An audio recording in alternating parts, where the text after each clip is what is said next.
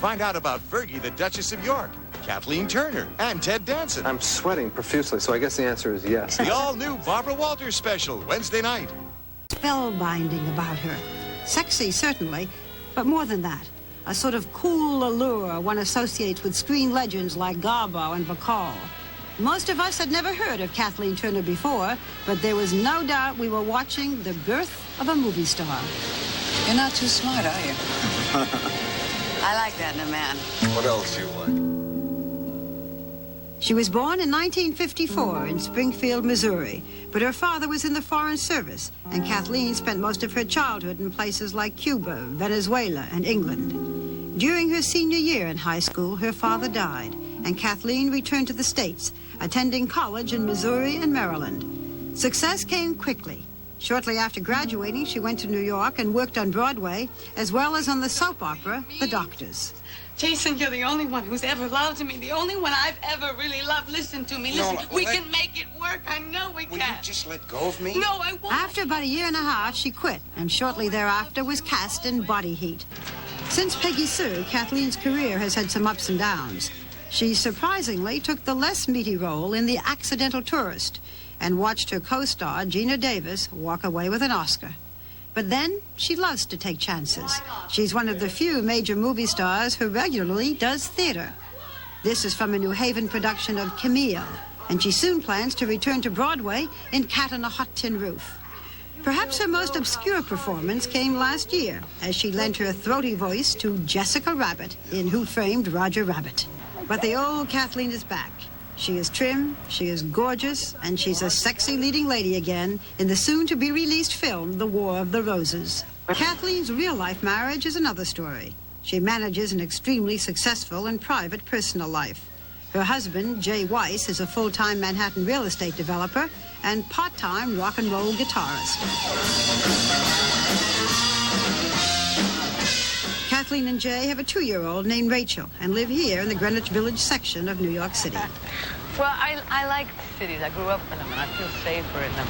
I always feel like, when I'm in LA, I feel like everyone is so isolated there, that they're in their car, or they're in a studio, or they're in a restaurant. And here, if you want to be with people and you want to be part of life, you just go outside your door. And do you feel you can, and go to shop? Oh, yeah, no, I got my... We interviewed Kathleen in the office sitting room of her village brownstone. I think women sometimes wonder why men are so turned on by her.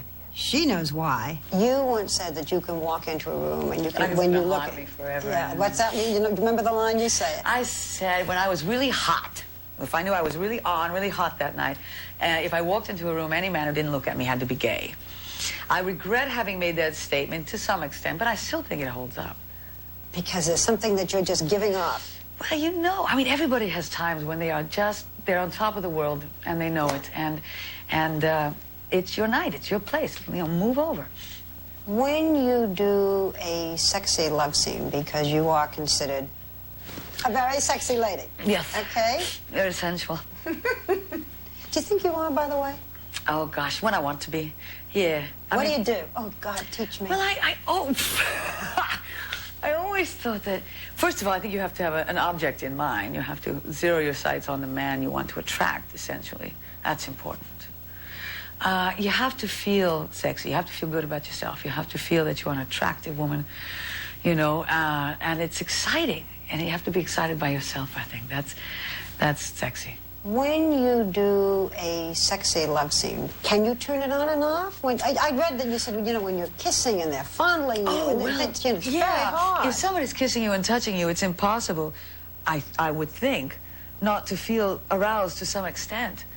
But I don't think an actor ever forgets the camera or the third eye. You can't just lose it. No, I don't think so.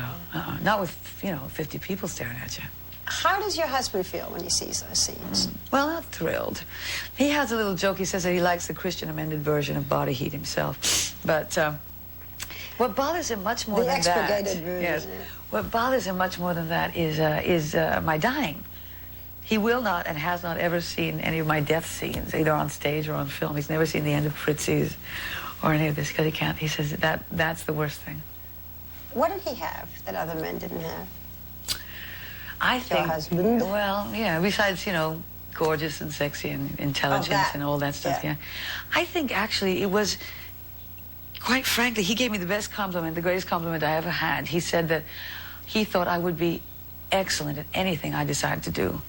So it didn't make me feel like I was, you know, some actress or, you know, because I suppose much of our country's opinion is still that we're here by chance, not necessarily by training or the weeding out of talent. And I liked the respect inherent in that statement. Mm. The fact that he is not, that he's in his own business and successful in the real estate business, but not in your business, does that help? It's important, it's essential. I never wanted to get involved with another actor. I would think there would be automatic barriers. I worked twice this year and you worked once. Or how much more one made than the other, or just having a home base. How would you keep a family intact if you were both always traveling? I don't think it would be possible. Besides the fact, which I think actors are so incredibly vain, I have yet to meet one who can be ready in half the time, or twice the time. Wait. You're an actor. Yeah. You think actors are incredibly vain? Oh, you haven't met one that you want to be don't put mirrors with? anywhere near them. You know, they what never. What about you?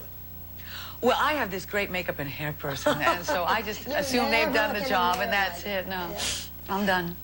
Kathleen, that voice, your voice, that low, wonderful voice. Were you born with that voice, or did you develop it?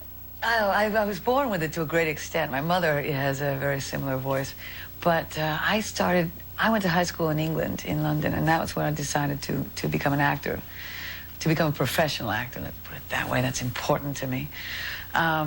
And in England, they put much more emphasis, I think, on the voice than we do in the States, or that we were doing at that time. We were much more physically oriented. And if I hear a one-level voice, I don't understand.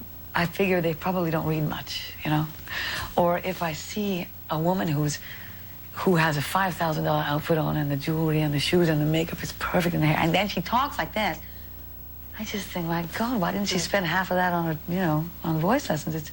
It's such an integral part of you. It's the first impression most people have, and the power of the voice is exciting as heck. So, do people sometimes just recognize you by the voice? Oh, more often they used to. Absolutely. People wouldn't look at me twice until I was in a line at the grocery store, and I'd say, "How much is that, please?" Oh! Anyway, but, that's one. Can I tell you a story? One of my favorites. One of the last times I took the subway, because my husband doesn't like me to anymore, I was in a very crowded car, and this guy's staring at me and staring at me. I'm going, "Look like Kathleen Turner." I said, "Oh, do I really? Oh, God, I think she's so beautiful. Oh, thank you." And he went, "Oh." I said, "No question. I'm not Kathleen Turner." I thought, "Thank you." How did you know you wanted to act, and what was it that was pushing you? I always did want to perform. And when I went to London, when I moved to London, I was almost 14. And I went to see Mame, I think it was, with Angela Lansbury. That was the first night I was in London. And I thought, I'm going to earn my money this way. This is how I'm going to earn my living. And that's the way I've always thought of it, you know, as a very professional, as my choice of profession, not any kind of chance, not any kind of gift that anyone else has given me. It is something I think I've trained for and studied for and have the experience of it. And I'm justly rewarded for, thank you. Good for you. No false modesty.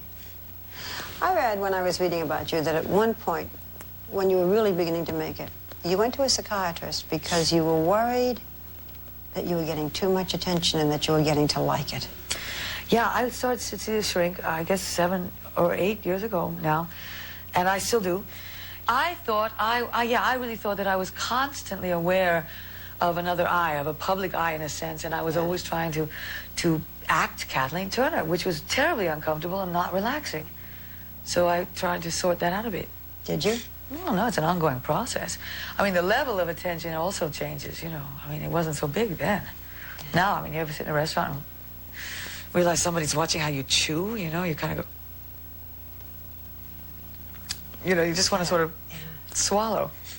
And when you're home, you get off it? Oh, yeah. Well, in fact, I'm getting off it in the restaurant, too. I mean, everybody chews, come on. And I would think then that's when it helps to have a husband who's not in the business and a baby who just knows, you know. I find marriage a completely different feeling than any relationship I'd had. I had not anticipated the security of it. I didn't think getting married would make such a difference, and it does to me, very much so. And the respect. It's much easier for me to work with crews, for me to travel. As long as I was really quite single, you know, and with this flashy reputation, as it were, I was always a what if to people. And I'm Mrs. Weiss now. And I use it to the hilt. I like it. Mm-hmm. Are you where you want to be in your career? Yeah, in many ways I am. So at 35, professionally, you really have it all. Well, all I have to do is keep it up for another 50 years. Okay.